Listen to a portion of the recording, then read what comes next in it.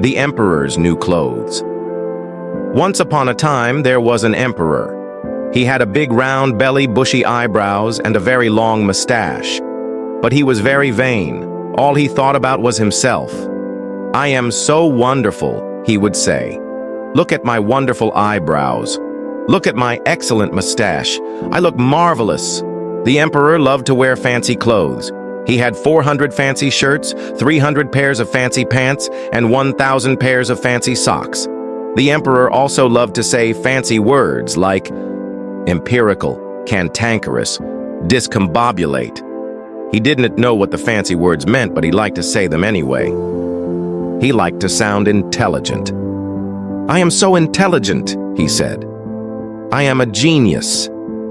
One day, a man arrived at the palace. He said that he was a tailor. He said he could make the fanciest clothes in the land. But really, this man was a dishonest man.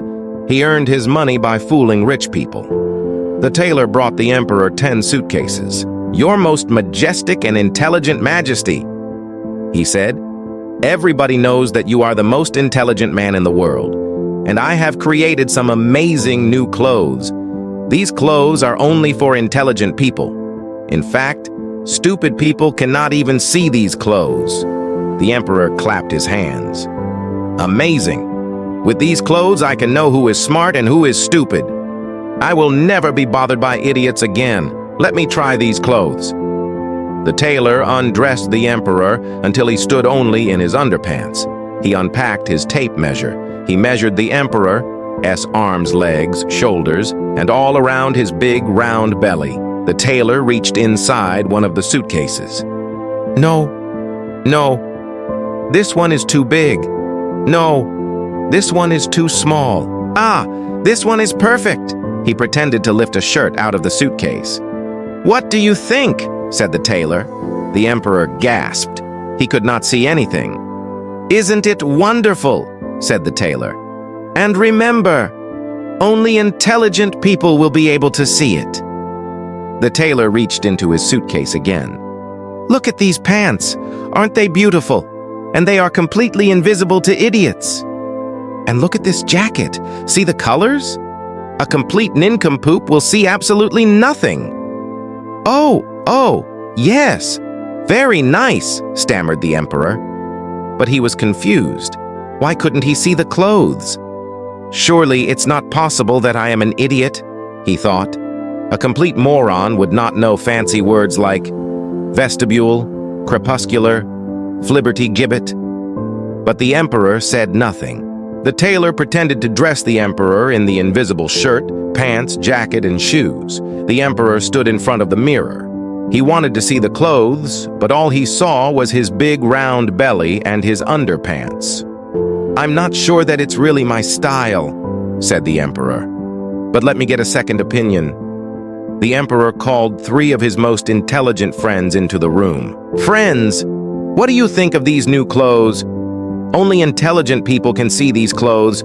Stupid people see nothing at all." Of course, his friends didn't see anything either, but they did not want to look stupid. "Oh yes, that is a great shirt," said the first friend. "Yes, the pants are the perfect color," said the second friend. "Cool shoes," said the third friend. The emperor was excited. "I will wear these new clothes in the parade tomorrow." The emperor gave the tailor a lot of money. The tailor left the palace with 10 suitcases full of gold. When he was safely in his carriage, he laughed long and hard.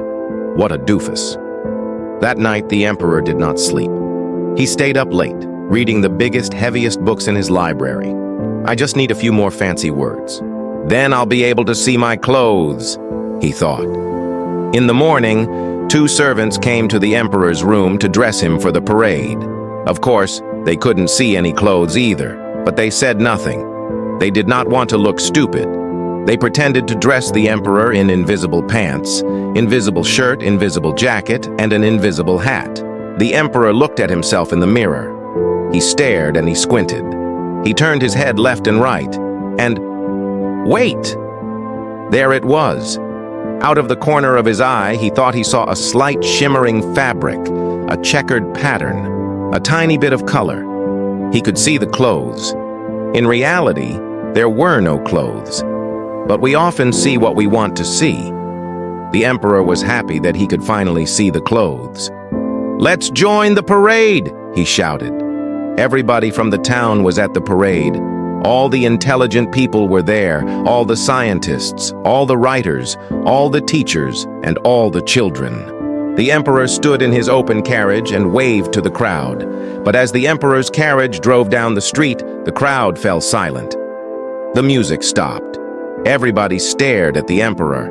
"These clothes must be amazing," thought the emperor. But then from the back of the crowd, a small child yelled, "Mommy, I can see his underpants." Everybody gasped. Then there were a few giggles, and then everyone on the street laughed, and laughed, and laughed even harder. They clapped and shouted, "Underpants! Underpants!" The emperor heard the crowd laugh. He knew he had been fooled. He wasn't wearing special clothes. He was wearing nothing, only his underpants. He jumped out of the carriage and ran all the way back to the palace. Behind him, he heard, "Underpants! Underpants!" He ran to his bedroom and slammed the door. Later, when his friends found him, he was lying on his bed. He was wearing all his real clothes, all his fancy shirts, all his fancy pants, and all 1,000 pairs of fancy socks.